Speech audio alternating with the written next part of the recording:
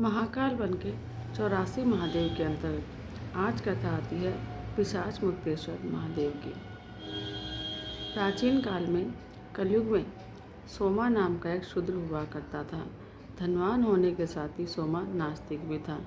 वह हमेशा वेदों की निंदा करता था। उसके संतान भी नहीं थी। सोमा हमेशा हिंसा वृत्ति में रहकर अपना जीवन व्यतीत करता था। इस स्वभाव के कारण सोमा कष्ट के साथ मरण को प्राप्त हुआ। इसके बाद सोमा पिशाच योनि को प्राप्त हुआ। नगनशील और भयानक आकृति वाला पिशाचव्य मार्गों पर खड़े होकर लोगों को मारने लगा। एक समय वेद विद्या जानने वाले, सदा सत्य बोलने वाले कहीं जा रहे थे। पिशाच उनको खाने के लिए दौड़ा।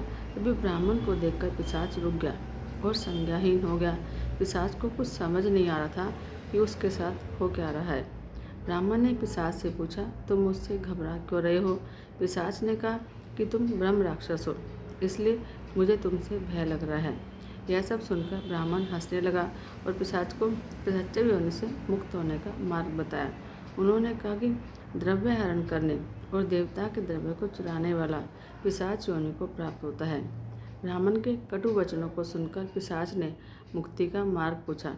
ब्राह्मण ने बताया कि सब तीर्थों में उत्तम तीर्थ है अवंतिका तीर्थ, जो प्रलय में भी अक्षय रहती है।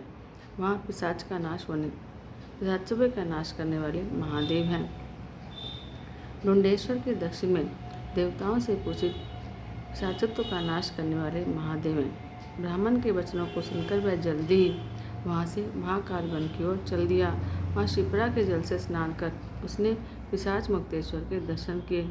दर्शन मात्र से पिशाच दिव्य देव को प्राप्त हुआ और मान्यता है कि जो भी मनुष्य पिशाच मुक्तेश्वर महादेव का दर्शन कर पूजा करता है, उसे धन और पुत्र का वियोग कभी नहीं होता और संसार में सभी सुखों को भोगकर अंतकाल में परम गति की प्राप्ति होती है। बोलो शंकर भगवान की जय। हर हर महादेव।